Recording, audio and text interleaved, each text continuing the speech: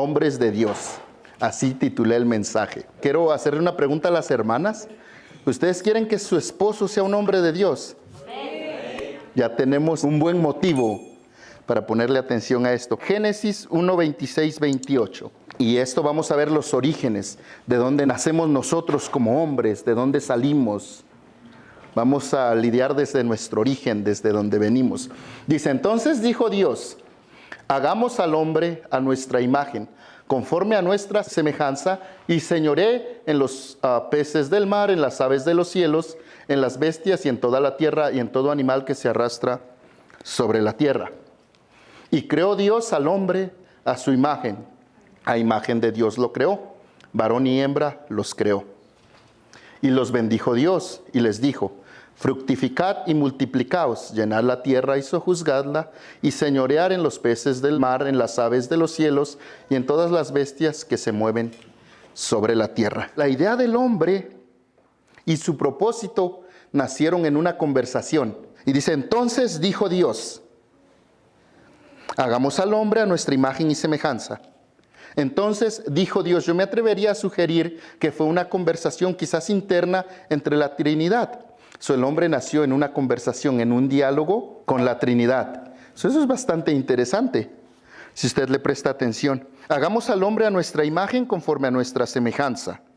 Eso fue lo primero que se dijo del hombre, de la creación del ser humano, que iba a ser hecho a su imagen y a semejanza, a imagen de Dios, semejanza de Dios. Entonces, solamente para resaltar un poquito, palabra hebrea para imagen es selem, que literalmente quiere decir una figura, una estatua, una sombra representativa. Tenemos otra palabra muy interesante, que sería semejanza, que es un parecido, un modelo, una semejanza espiritual o moral.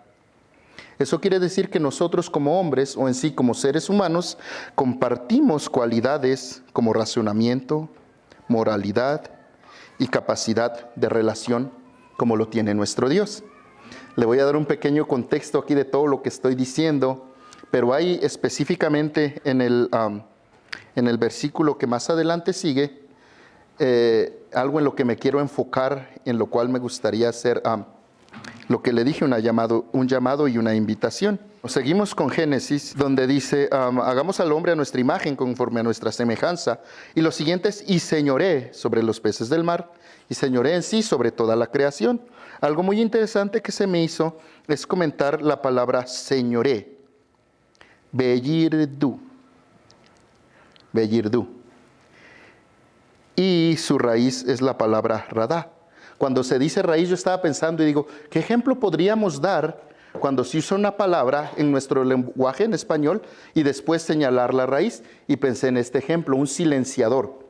Si usted le pone a un rifle un silenciador, usted sabe lo que un silenciador es, ¿verdad? ¿Qué hace? Pero la raíz de la palabra silenciador es silencio, ¿verdad? En este caso, dice que la palabra señoré es beyirdu y su raíz es radá, que significa gobernar, tener dominio, administrar, cuidar los bienes de otro. Entonces el Señor estaba creando a un representante, al ser humano, para que cuidara sus bienes aquí en la tierra. El hombre tiene autoridad delegada, no para explotar, sino para cuidar y dirigir con responsabilidad. Y dice creó, ¿ok? Varón y hembra los creó. Entonces, esto implica literalmente desde el principio de la creación del ser humano, podemos darnos cuenta de que nada más está varón y hembra. Nada que se fue para un ladito aquí, ¿verdad? Ya es medio no sé cómo. Sí, que ya no se siente tan, teniendo la evidencia física, ya no se siente tan hombre, ya no se siente tan mujer. Y les dijo, cuando dice multiplicados, les estaba dando la capacidad de ser fructíferos. Entonces, una de las cosas que a mí me llama la atención es cuando Dios habla del ser humano, aunque en Génesis habla en sí del ser humano, quizás yo lo esté enfocando un poquito a nuestros hermanos los hombres en esta tarde, pero habla en sí de la humanidad, y les dice multiplíquense, quiere decir háganse en muchos, llenen la tierra, y eso como que a veces sí se da muy bien, ¿verdad? En los hermanos latinos. Y una vez más dice que sojuzguen la tierra, señoreen otra vez sobre todo eso. Y esto implica dominio, implica que el hombre tiene dominio sobre la tierra. Y es un mandato de parte de Dios. Es interesante que antes de que el hombre existiera, antes de que el humano existiera, entonces dijo Dios, dice Génesis 1:26, hagamos al hombre a nuestra imagen conforme a nuestra semejanza y señoré. Antes de que el ser humano fuera formado, antes de que el hombre fuera formado, el Señor ya le tenía un propósito y el Señor ya le tenía una identidad. Entonces eso es bastante llamativo, porque no es que nada más dijo, híjole, ¿qué hago con estos? Que de repente dijo, ya los hice y ahora. No, sino que el Señor en cierto modo planificó, como le dije, es bastante interesante notar que el ser humano nace, se origina en una conversación que el Señor tiene consigo mismo. Es muy interesante. Entonces, implicación, todo esto implica que el hombre tiene un dominio, que el Señor le otorgó dominio sobre la tierra. Por eso usted mira al hombre dominar muchas áreas de la tierra ahorita. Dominan aún incluso leones, así fieras, así medias agresivas. El hombre las ha alcanzado a dominar. Pero quiero que brinquemos al siguiente versículo, que es Génesis 2:15, como para darle un poco contexto de dónde nos originamos como seres humanos. Dice, tomó pues Jehová Dios al hombre y lo puso en el huerto del Edén, para que lo labrara y lo guardase. Ahora, este versículo está cuando se retoma o se resume la creación del hombre, en Génesis 2, y este es en el que más creo que me enfocaré de los versículos que estoy a punto de darle. Y entonces vemos aquí que dice, tomó pues Jehová Dios al hombre y lo puso en el huerto de Edén para que lo labrara y lo guardase. Vemos claramente la iniciativa de Dios, que dice que Dios tomó al hombre y fue Dios quien lo colocó en cierto lugar. En este caso fue en el huerto del Edén y lo puso para que lo labrase. Esto nos muestra que la posición y el propósito del ser humano provienen directamente de nuestro Señor, provienen directamente de nuestro Dios. Y luego el huerto del Edén. Fíjese que el huerto del Edén es un lugar, un espacio que el Señor preparó especialmente para el hombre. Es un espacio que el Señor preparó y más adelante vamos a darnos cuenta que probablemente podría ser la alegoría a un santuario, el huerto del Edén, para que lo labrase y lo guardara. Esto es lo que tiene que hacer el hombre, esto es lo que tiene que hacer su labor, su misión en el huerto, es para que lo labrase y lo cuidara. Entonces aquí es donde me quiero enfocar un poco. La palabra labrar en hebreo es abad, que también significa servir. Implica trabajo, cultivo, desarrollo. Desde el principio, un paréntesis, el trabajo no era una maldición, sino era parte del propósito del ser humano. Entonces, si a usted no muy le gusta trabajar, y si a usted le gusta medio holgazanear, eso no es de Dios. Eso no es del Señor, ¿verdad? Definitivamente eso no es de Dios. Seguimos con otra palabra que dice, para que lo labrara y lo guardara. Y esta es en la palabra en la que me quiero enfocar un poco. Y dice, la palabra guardarlo es la palabra hebrea shamar. Implica proteger, vigilar, preservar. No solo debía trabajar el huerto, sino que también protegerlo de cualquier peligro o corrupción. Dice Génesis 2:15, y tomó. La palabra hebrea para tomar es ya bayikaj, y que quiere decir tomar, agarrar, recibir, llevar, sacar y tomar posición. Entonces podría leerse que tomó pues Jehová, podría leerse y recibió pues Jehová Dios al hombre. Lo recibió. O también otra posible forma de leerlo sería, y Jehová tomó posición del hombre y lo puso en el huerto. Es bastante interesante porque en mi mente se pinta la imagen de que el Señor se apropió del hombre, ya no lo tenía como un extraño, no lo tenía como una simple de sus creaciones, sino que Él se apropió de él, tomó posesión de él y después ya va y lo pone. Como por ejemplo, si usted va y al supermercado, va a una tienda o algo y compra algo, ¿no? Reloj, lo que sea. Y quizás usted lo compra y lo pone ahí. Usted no se apropió de él, aunque usted lo compró, está ahí. Pero cuando hay algo que a usted le gusta y le llama la atención, usted se apropia de ello, ¿verdad? Toma posesión de eso que usted adquirió. Entonces, en este caso sería así, que el Señor tomó posesión del hombre, el Señor lo recibió, tomó posesión de él, y lo siguiente que hizo fue, lo puso en el huerto del Edén. Ahora vamos a examinar un poquito la palabra para puso. Otra vez, necesitaría practicar hablar hebreo, pero dice Bayani Jehu. La raíz de esta palabra es Nahuatl. Nahuatl parece.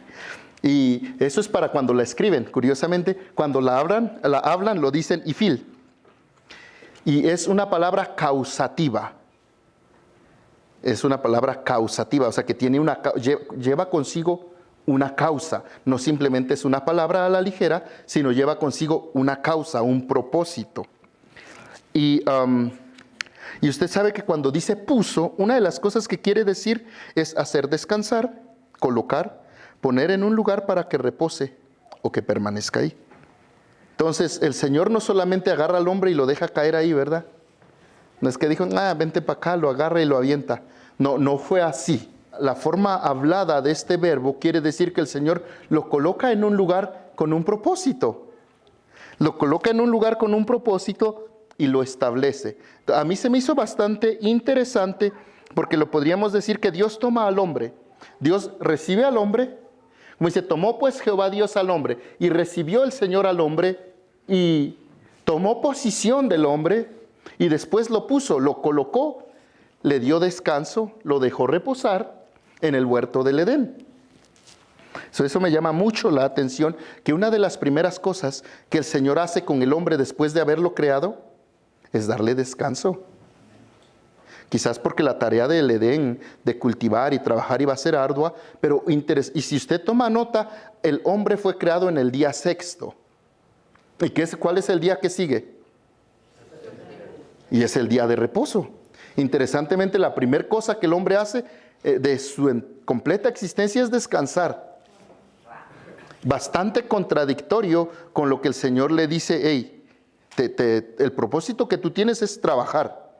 Pero primero vas a descansar, vas a estar reposado. Eso es bastante importante, el poder reposar. Shabbat. Y nuestro pastor en una ocasión nos explicaba que uno de los significados de Shabbat es dejar de forcejear. Eso es muy interesante. Entonces Dios toma al hombre y lo coloca con un propósito en el huerto. Como un acto deliberado y soberano, no solo es una ubicación física la que le da al ponerlo en el huerto del Edén, sino que es una asignación de misión y un lugar para desarrollar comunión y propósito. Tomó pues Jehová Dios al hombre y lo puso en el huerto del Edén para que lo labrara y lo guardase. Entonces, una de las tareas del hombre era guardar el huerto del Edén. Que guardar, la palabra shamar quiere decir guardar, proteger, hacer un cerco, hacer un vallado. Esa era la tarea que tenía el hombre. Pero como vemos adelante, pues fracasó, no falló. Y entonces probablemente, pues así estemos algunos, ¿verdad? Probablemente, esperemos que no. Pero fíjese, y vamos a ver más adelante en uno de estos versículos, cómo la palabra guardar, que en hebreo es shamar, se utiliza también como una instrucción a los levitas cuando el Señor les dice que guarden el mandamiento. O sea, es la misma instrucción que el Señor les da. Ustedes van a guardar el mandamiento. Pero vamos a desarrollar todo esto. Esperemos, con el favor, la gracia del Señor. Labrar. Seguimos con que puso Dios al hombre en el huerto del Edén para que lo labrara y lo guardara. Una vez más, la palabra hebrea para labrar es abad, que significa servir, trabajar, cultivar y laborar. También se puede traducir como adorar o ministrar. O sea que también pudiera leerse que tomó pues Jehová, o sea, Jehová hizo suyo al hombre, tomó posesión del hombre, lo recibió y después lo puso, lo puso en un lugar, le dio descanso, lo puso con propósito. ¿Y para qué? Para que lo labrara. Y también podría entenderse para que ministrara al jardín. Eso está muy bonito. Y pinta una imagen bastante distinta. Porque como les había comentado, abad quiere decir literalmente servir, trabajar, cultivar, laboral. Pero igual en algunas partes de la Biblia se traduce como ministrar o adorar. Como por ejemplo en el servicio sacerdotal del tabernáculo. Cuando decían que servían, es la misma palabra como tomaron ahí para labrar. En el contexto de Génesis 2:15 implica cultivar la tierra, pero también sugiere servicio con propósito. No era un trabajo esclavizante, sino una colaboración con Dios en el cuidado de su creación. El hombre fue creado para trabajar activamente en lo que Dios le encomienda. El trabajo no es una maldición, sino es parte del diseño original. Entonces, el hombre fue creado para trabajar activamente en los asuntos de Dios. Fíjese que si usted se pone a analizar eso, es algo que nosotros como hombres muy poco hacemos. Porque ciertamente nos ponemos a trabajar en el trabajo de los hombres, nos ponemos a trabajar en el trabajo de lo que quiera que usted haga, ¿verdad? La mayoría de los que estamos aquí, yo creo, hacemos construcción. Algunos otros no, pero la mayoría sí. Entonces le enfocamos tiempo a trabajar en el trabajo de los hombres y no nos enfocamos y no dedicamos mucho tiempo a trabajar en la obra del Señor. O sea, a Adán se le encargó que trabajara en los propósitos de Dios porque fue un mandato directo de parte del Señor. Le dijo, vas a guardar el jardín, esta es tu tarea, vas a guardar del jardín. Guardar, la palabra guardar, como les expliqué hace un ratito, quiere decir llamar quiere decir guardar, proteger, vigilar, observar con cuidado. O sea que cuando usted tenía una vecina que se ponía así por la ventana, estaba llamar. Estaba vigilando, ¿no? No para algo bueno. Pero también se usa para guardar los mandamientos, como se miraría en Deuteronomio 5:10, cuando dice, guarda los mandamientos que el Señor tu Dios te da. Su uso en Génesis quiere decir proteger o custodiar el huerto. Implica vigilancia activa contra cualquier cosa que pudiera dañar lo que Dios creó.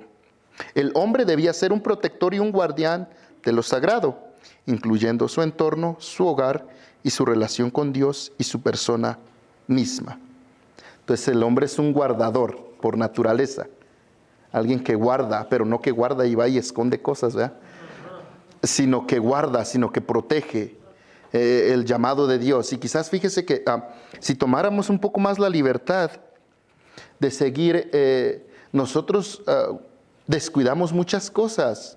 Una de las cosas que podría decirse que pudiéramos guardar o deberíamos de estar guardando es nuestra relación con el Señor. Amén. Guardarla, sí, guardarla a toda costa. La cosa primordial que deberíamos de estar guardando sería nuestra relación con Dios. Después, la relación con la familia, con la iglesia, con la obra. Pero si fallamos en esa primera, ¿cómo no vamos a fallar en el resto, verdad?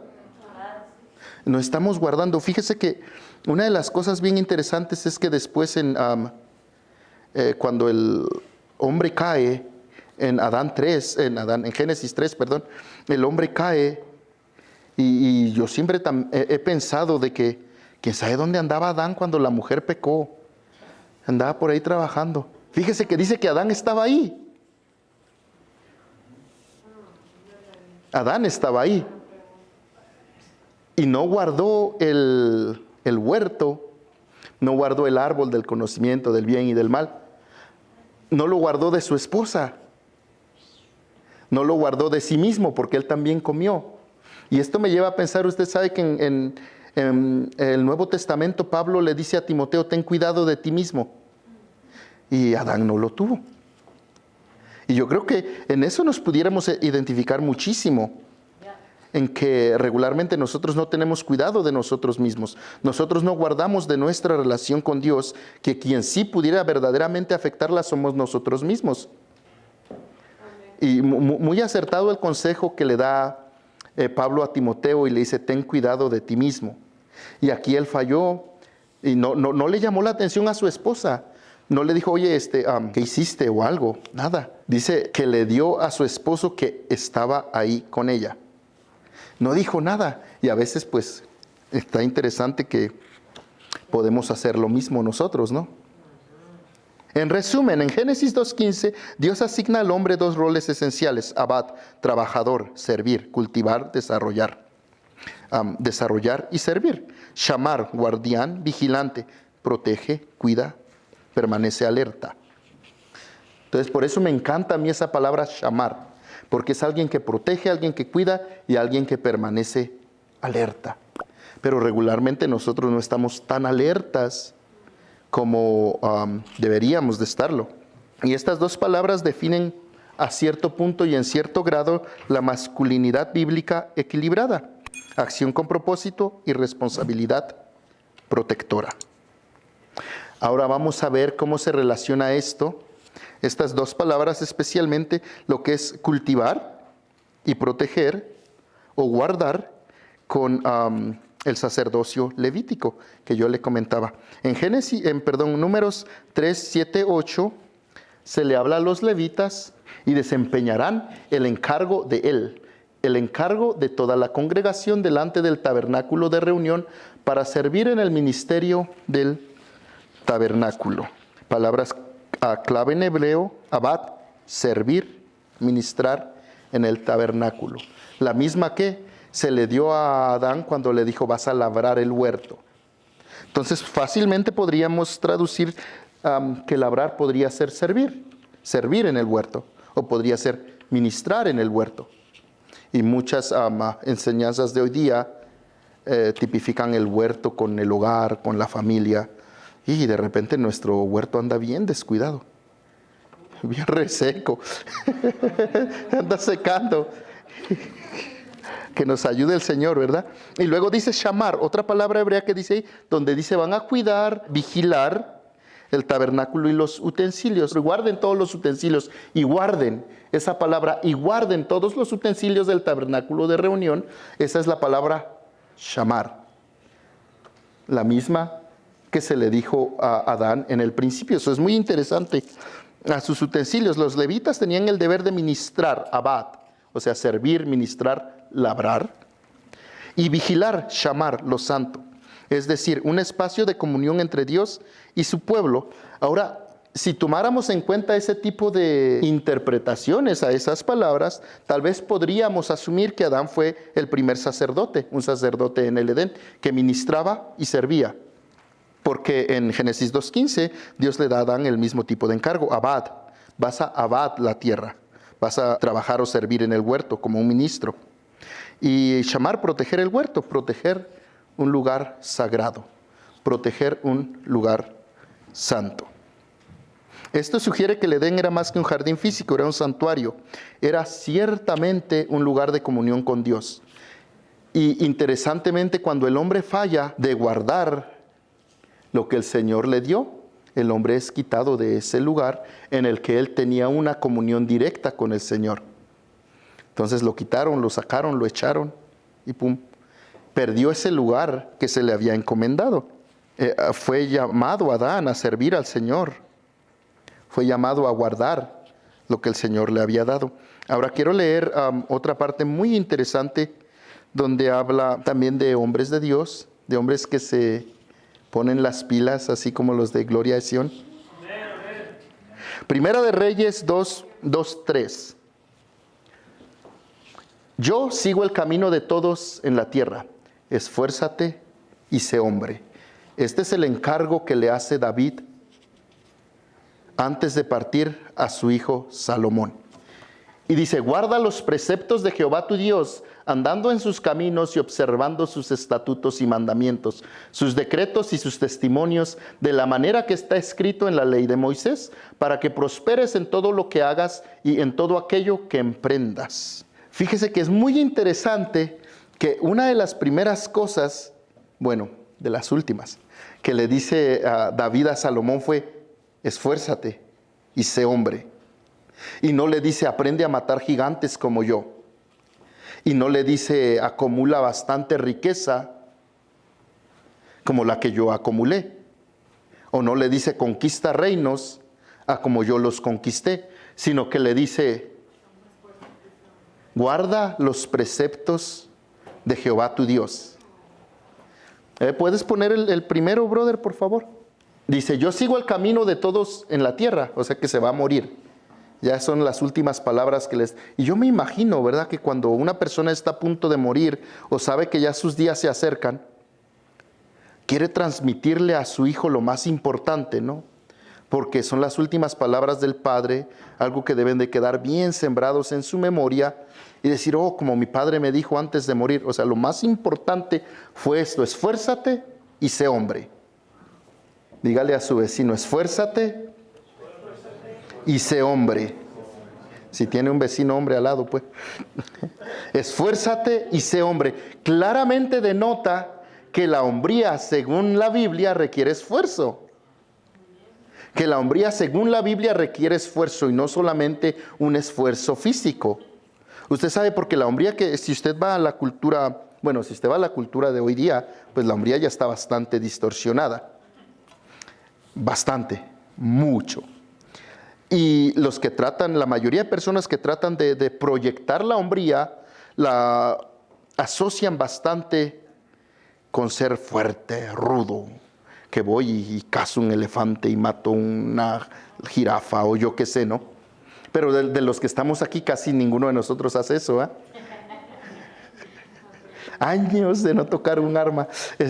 Pero en ese contexto de cazar, de que tienes que hacer esto, de que aquí, de que allá. Pero en el contexto de toda la Biblia no se refiere a eso. Quizás porque en los tiempos de David los hombres ya eran así, ¿no? Bien toscos, fuertes. No así como uno ahí, como que ya una gripa y ya no avanza, ¿eh? Pero en ese contexto, pues, que está David. David estaba rodeado de hombres fuertes. Ahí creo una porción en la escritura donde le dicen los valientes de David. Y usted sabe la historia. Ellos mataban leones por calentamiento. Así no es como que, y me está dando frío, vamos a matar un león. Pero entonces es bastante diferente compararlo con nuestra cultura, porque quizás nosotros ya no tenemos esa rudeza, como la tenían ellos, que tenían que cazar, pelear, esforzarse, mucho esfuerzo físico. Quizás nosotros no hagamos eso, ¿verdad? Quizás sí nos esforcemos un tantito en el trabajo, a veces, pero yo creo que nosotros, como vamos a ver más adelante en uno de los versículos, va a ser la transferencia del arduo del arduo trabajo y el esfuerzo físico al trabajo espiritual. Pero vamos a verlo, ahí sí le podemos entrar todos. Aunque usted no sepa manejar un arco, un arma, un no sé qué, ahí sí le vamos a poder entrar.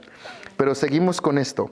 Le dice, sé hombre, le dijo David a Salomón. Salomón estaba chiquito, no estaba tan grande de edad. Y esto no quiere decir a biología, porque él ya era un varón, sino esto quiere decir a que tomara madurez y responsabilidad en lo que Dios le había encomendado, que era seguir sus mandamientos, sus ordenanzas. David no le dice a Salomón, hazte un adulto, sino conviértete en un hombre con propósito. La hombría bíblica, esto es bastante clave para nosotros, es obediencia activa al llamado de Dios. Pero entonces, si nosotros relacionamos este tipo de hombría con nuestras vidas, es muy probable que entonces a los ojos de Dios no fuéramos hombres de Dios, fuéramos nada más hombres, ¿ah? Porque pues así nacimos, gracias a Dios, pero no fuéramos hombres de Dios, porque quizás no estamos obedeciendo el llamado que el Señor nos ha dado, y ahí estamos deficientes. Pero seguimos. Esfuérzate, palabra hebrea, yasak. Sé fuerte, sé valiente, sé determinado. Una de las cosas que también podríamos decir, si usted analiza su vida, tal vez usted es una persona muy determinada, pero no en los asuntos del Señor. Y toda la Biblia que usted puede leer y buscar acerca de la hombría, todo está relacionado con los mandatos del Señor. Obedece al Señor tu Dios, obedece. Escucha, oh Israel, se lo dirige a un hombre, ¿verdad? Escucha, oh Israel. Y hay un montón de hombres que pudiéramos tomar como ejemplo. En la Biblia está Gedeón, otro hombre, esfuérzate. Usted mira otro ejemplo de los que le gustan, está Josué. ¿Y qué le dice el Señor? Esfuérzate. Eso quiere decir que como que vamos a tener que esforzarnos un poco. Eso quiere decir que como que vamos a tener que dedicarle un poco más de energía, más de empeño y más determinación a lo que Dios quiere que nosotros hagamos. No sé si usted se recuerda, pero el año pasado, por estas fechas, vino el profeta Kevin Leal y dio una palabra y dijo que se levanten los padres, que se levanten los padres, que se levanten los padres, ministra a los padres. Pero yo creo que antes que alguien pueda ser un padre, pues debe estar bien afirmado en su identidad de quién es Él en Cristo Jesús, cuál es su propósito, y eso estamos descubriendo hoy, aunque sea de una manera bastante general. Y luego sigue, guarda los preceptos. Sigue, ¿usted qué palabra cree que es la que le dijo? Guarda los preceptos de Jehová tu Dios. Shamar, guarda los preceptos. La misma palabra que se le dijo a los levitas, la misma palabra que se le dijo a Adán, la repite David y le dice, Shamar, guarda los mandamientos, los estatutos de Jehová tu Dios. Interesante. Desde Adán hasta Salomón, y de Salomón hasta ti, sigue siendo la misma palabra, Shamar, guarda los mandamientos de Jehová, tu Dios. Ahora vamos a ir con uno de los que me gustan. Velad, estar firmes en la fe, portados varonilmente y esforzados. No sé si a usted en alguna ocasión su papá, un tío, un pariente lejano le dijo, pórtese como hombre. Porque habían unos comportamientos que quizás no eran muy apropiados a lo que debería de hacer un hombre. Entonces eso es lo que el Señor nos dijera. Supongamos que si nosotros, y yo creo que en esta cápsula cabemos todos nosotros, que si en esta estamos, como ya vimos, el contexto de hombría es obedecer lo que el Señor nos dice. Entonces, si no estamos obedeciendo lo que el Señor nos dice, fácilmente pudiera venir el Señor y decirte, hey, pórtate como hombre, ¿verdad? Obedéceme. Quizás quisiera decir que si no estamos haciendo lo que el Señor nos pide que hagamos, no nos estamos comportando como hombres, según los ojos de la Escritura. ¿Cómo que nos estaríamos comportando entonces?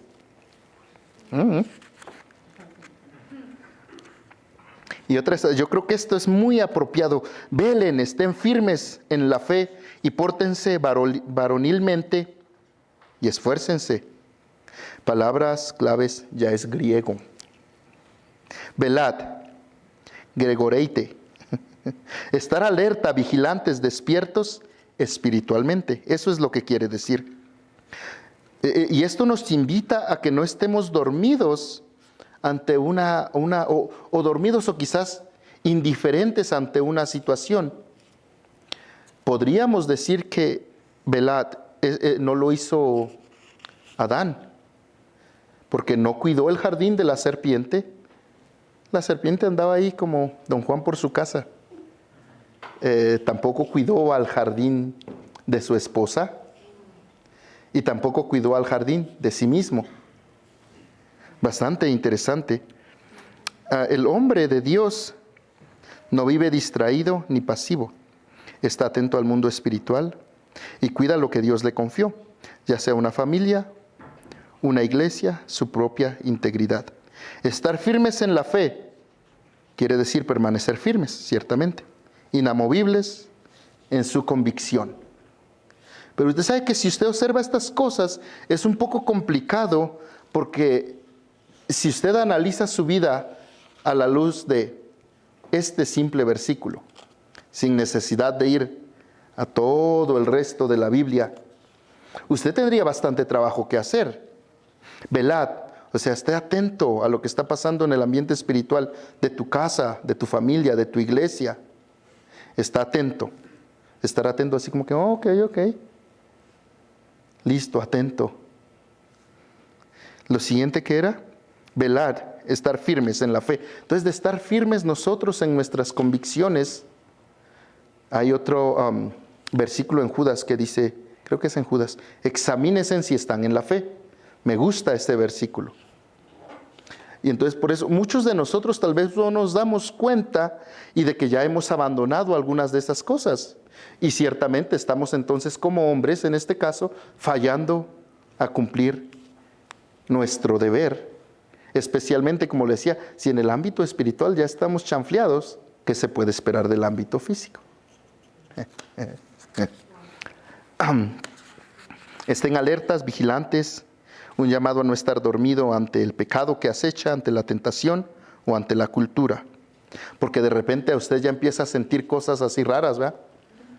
Así como que, híjole, ¿y si me voy para mi pueblo mejor? Allá, yo vivo mejor allá, no llegan esos problemas de la confusión de género y yo sé qué tanto. Y con tal de no hacer frente a ese tipo de cosas, uno busca la salida de huir, voy. Empaco mis maletas y fuga para el rancho. Pero regularmente eso, y en la mayoría de los casos, eso no sería la voluntad del Señor. Esto connota, cuando dice permanezcan firmes, connota firmeza de carácter en la doctrina y la obediencia. Y ahora portados varonilmente, literalmente quiere decir a este hombre, actúa como hombre. Pablo no habla de machismo, sino de madurez espiritual, coraje, responsabilidad. Esto hace eco a Primera de Reyes 2:2, esfuérzate y sé hombre. Esforzados, una vez, sé fuerte, fortalécete activamente. Apunta a una fortaleza que proviene de Dios, no solo de voluntad humana. La hombría bíblica no es autosuficiencia, sino una dependencia del poder de Dios para poder vivir en victoria. Entonces, como les comentaba al principio, es un llamado a que reflexionemos, es un llamado a que respondamos, es un llamado a que, una invitación a que usted, como hombre, se levante, tome su rol para que pueda dejar de ser hombre y ser un hombre de Dios. Hay una vasta diferencia entre que nosotros seamos hombres y hombres de Dios. Yo creo que ese es una de nuestras metas. Desde años atrás le estaba orando, Señor, yo quiero ser un hombre de Dios. Señor, yo quiero ser un hombre de Dios. Yo quiero ser un hombre de Dios. Y una de las primeras cosas que en todos los hombres, en muchos de la Biblia siempre sale el esfuérzate. A ustedes, la mayoría les gusta Josué 1:9, 1:8, esfuérzate. Ahorita que vemos dice esfuérzate, esfuérzate. Esto connota que definitivamente cuando nosotros vamos a tomar posesión o cuando nosotros vamos a tomar nuestra postura en el ámbito espiritual requiere esfuerzo. Si usted decide el tomar su posición como un hombre de Dios, requiere esfuerzo, requiere estar alerta. Entonces van a haber muchas cosas quizás. Supongamos que usted está todo ahí pasivo y tranquilo, lo cual quizás sí esté, pero está pasivo y tranquilo, pero decide tomar yo creo que el primer paso que se debería de hacer es tomar su posición en cuanto al ambiente espiritual y decir, voy a recobrar mi relación con el Señor. Voy a recobrar, y eso va a alborotar un montón de cosas a su alrededor, ¿verdad? Aunque interesantemente ahorita dijeron las hermanas que si quieren un hombre de Dios. Ahora, la patada en la espinilla en ese asunto es que cuando un hombre de Dios se levanta, hay veces que va a ser difícil que ceda a muchas cosas que quizás algunas personas quieran que ceda, que recede, que se mueve, que aquí, que allá. Ya no va a ser un hombre que, aunque va a ser difícil para las hermanas quizás, ya no sería un hombre que usted pudiera mangonear, porque va a estar firme en la palabra de Dios. Y yo creo que ese es el llamado que el Señor nos está haciendo, que estemos firmes en la palabra de Dios, que estemos firmes en lo que el Señor nos ha mandado. Primeramente en eso, y yo creo que como hombres deberíamos de estar dispuestos a decir, yo me paro en esto que el Señor dice, aunque nadie más lo haga. ¿Verdad? Aunque nadie más lo quiera hacer. Yo me voy a parar en esto que el Señor dice que yo debo hacer. En lo que el Señor dice que esta es mi responsabilidad. Entonces, ya no va a ser una persona que se puede mangonear fácilmente. Tampoco va a ser una persona fluctuante, ¿verdad? O por ejemplo, si usted es un hermano y que su esposa lo manda, y si usted se vuelve un hombre de Dios, ya no va a ser así. Eso quiere decir que va a traer conflicto en el hogar probablemente. Porque va a haber resistencia, porque no nos gustan los cambios. Entonces, al tomar esa decisión, usted va a tener que ser consciente de que quizás no todo va a estar bien por un momento. Quizás no todo va a estar bien alrededor de usted. Y usted se tiene que arriesgar y a decir, ok, listo, no más. Vamos a empezar por algo. ¿Por qué? Por defender mi relación con Dios.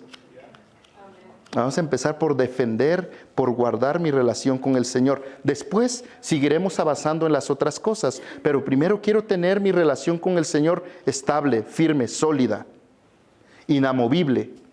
¿Qué dice estar firmes? ¿O cómo decía el último versículo que leímos? Estar firmes en la fe, creo que decía. Estar firmes en la fe. Estar firmes en la fe. Y yo creo que eso es lo que nosotros deberíamos de hacer. Porque estar firmes, estar sólidos.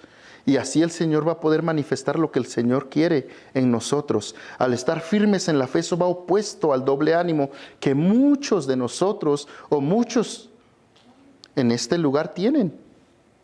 ¿Verdad? Estar firmes, estar sólidos. Hay otro salmo que dice plantados en la casa del Señor. O sea, plantados, establecidos con firmeza. Pero muchos no estamos así. Porque a veces por cualquier cosa nos desviamos, por cualquier cosa cambiamos nuestra... Usted sabe que muchas personas se admiran, y esto estaba meditando en eso y se me hizo interesante, de que, dicen, mugre Judas cambió al Señor por 30 monedas de plata. Y muchas veces nosotros cambiamos nuestra relación con el Señor por cosas menos que 30 monedas de plata. Y usted examínese, ¿verdad? No necesita ahí que uno le dé tanta explicación, pero usted puede examinarse y darse cuenta que ciertamente sí hemos cambiado nuestra relación con el Señor por otras cosas vanas, por otras cosas insignificantes, por otras cosas que no traen fruto en el reino de Dios. Entonces yo lo invito para que usted, si usted quiere, obviamente, pase aquí, se ponga de modo con el Señor, usted específicamente, todos pueden pasar para reafirmar su relación con Cristo, pero específicamente usted, hermano que está aquí, usted hombre de Dios, o futuro hombre de Dios, llamémosle así, usted futuro hombre de Dios, lo invito a que pase aquí al altar, le entregue esa deficiencia que usted tiene, porque sí que tiene, ¿verdad? No queremos entrar ahí, pero fíjese, ahora una de las cosas que tenemos que lidiar como hombres, para que esto pueda funcionar, es que usted acepte ciertamente su responsabilidad, como la que acabamos de hablar, pero que ciertamente usted pueda recibir al Señor y hacerlo un padre para usted, porque ahí es donde radica el mayor problema, la mayor deficiencia en todos nosotros, que no tuvimos un ejemplo a seguir, no tuvimos a un David que nos dijera, hey, esfuérzate y sé hombre, esfuérzate y obedece al Señor, sino que fuimos creciendo a como se pudo. Y por eso yo lo invito, pase por favor. Aquí vamos a ponernos delante del Señor, a pedirle al Señor que nos ayude, a cumplir nuestro rol como hombres, dejando aparte lo de esposo y lo de padre, simplemente como hombres. Esa es la buena noticia, que usted sí puede ser un hombre de Dios en Cristo Jesús.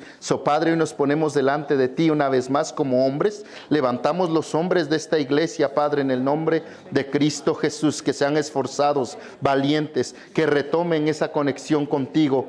En el nombre de Cristo Jesús, Padre, te damos gracias y ponemos a todos estos hijos tuyos delante de ti. Sean bendecidos, Padre, en el nombre de Cristo Jesús. Y repetimos una vez más las palabras de David a Salomón: esfuérzate y sé hombre. Esfuérzate y sé hombre y guarda los mandamientos de Jehová tu Dios. Esfuérzate y sé hombre y guarda los mandamientos de Jehová tu Dios. Esfuérzate y sé hombre y guarda los mandamientos de Jehová tu Dios. Esfuérzate y sé hombre y guarda los mandamientos de Jehová tu Dios.